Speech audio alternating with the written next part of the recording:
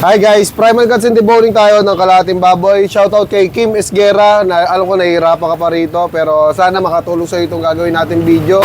At sa lahat ng mga nagsisimula pa lang, sana masundan nyo yung gagawin natin. Let's go. Unahin nyo lang tatanggalin ito guys. Yan, hiwain nyo lang. Number 1 rule kapag ka magpa-Primal Cuts and Deboning kayo, dapat matalas yung knife nyo. Okay? Number 2, dapat kabisado nyo kung ano yung mga patamaan. Kung ano yung una, pangalawa, pangatlo na gagawin. Kung nahihirapan kayo, mag-notes kayo. Ito, may laman na nakadikit dyan. May layer lang yan. Hiwain nyo lang yan. Magaan lang, hiwalay na agad. Tapos, ito, hawakan nyo. Hiwain nyo lang pababa. Ngayon, kung nahihirapan kayo hanapin yung joint dito o yung gulugod, basta nakita nyo to, kapantay ng hamleg, diretso nyo na hiwain yan. Kung pwede nga, ipasok nyo yung knife nyo hanggang dulo. Ayun o, hanggang loob. Tapos diyan nyo hiwain, dire-diretso. Para basic na lang sa inyo mga lodi. Sana makatulong talaga tong video na to para sa mga kapwa natin.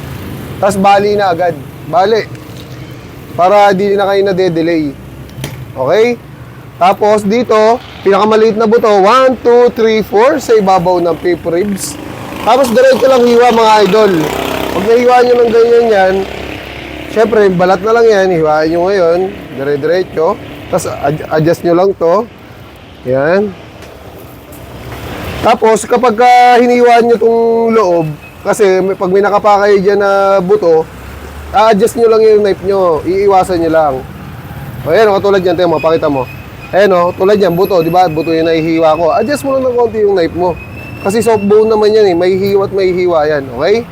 So, tapos hiwain nyo na lahat ng balat hanggang likod, pataas, tapos bali tayo. Yan. Ganun lang, kasimple, mag-primal cuts ha. Tapos sa deboning naman, make sure lang na yung talim ng knife nyo, mapapabalik nyo para madaling magtanggal sa mga joint. So ito yung joint, ito, nandito lang yun.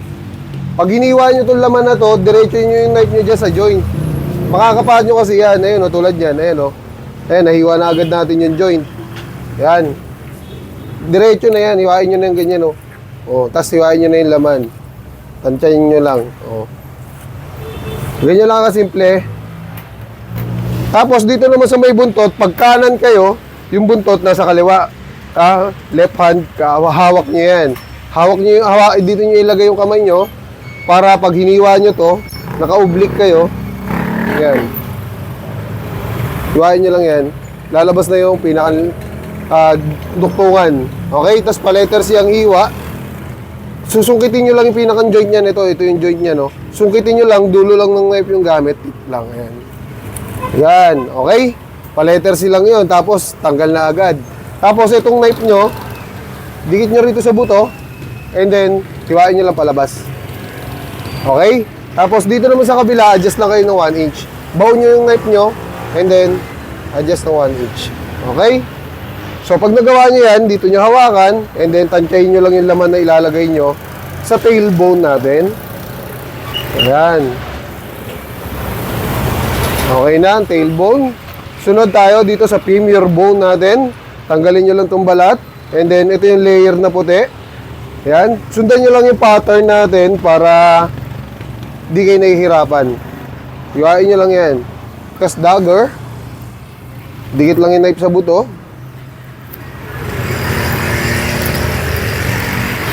Okay. Yan, malinis na. Tapos ikot nyo lang yung baboy. Tapos gawa lang kayo hawakan dito. And then, dagger. Tip lang ulit ng knife yung gamit. Dulo lang. Didikit nyo lang yan sa buto. Kung matalas talaga yung knife nyo, mabilis matatanggal yung mga laman na yan. Yan, mga nakadikit na yan. Kasi, litid talaga ang nagpapakapit dyan, okay? Yung litid talaga, ay yung talagang ihiwain nyo, yung soft tissue. Yan. Oh. Di ba? Napaka-simple lang. Ganyan lang. Tapos dito sa dulo, hiwain nyo lang. May mga laman na nakadikit yan, tsaka litid. Pag nahiwa nyo yan, matik na yan, tanggal na yan. Ganyan lang, kasimple. Ayan. Okay na tayo sa ham leg. Dito tayo sa shoulder. So, sharpening steel muna tayo. And then, honing steel. And then, tanggalin natin pork ribs. Para sa mga newbie, dito nyo nasimulan sa batok. Yan. Papunta sa leeg. Tapos, itong leeg, hiwain nyo pa victory. Yan. Pag nahiwa nyo na kasi yan, at natansya nyo na yung laman dito, itong pork ribs na to, may layer lang yan. Kusa nang aangat yan. Okay? Hiwain nyo lang yung layer. O. Tapos na agad yung pork ribs natin. Dito naman sa exciting part na pinakang marami talaga nahihirapan o marami nag-struggle dito sa part na to. Sana makuha nyo yung discarding ginagawa ko. Ito guys kasi, kaya ito yung tinuturo kong diskarte, madaling sundan to. Hiwain mo lang dito sa duktungan. Ayan, pag nahiwa mo yan sa duktungan, hiwain mo lang yung litid sa ibabaw.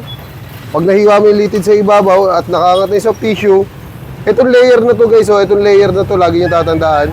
Hiwain mo lang dito, adjust ka lang ng konti. Ayan, tapos dito sa gilid ng shoulder blade, hiwain mo na yan, dire-diretso.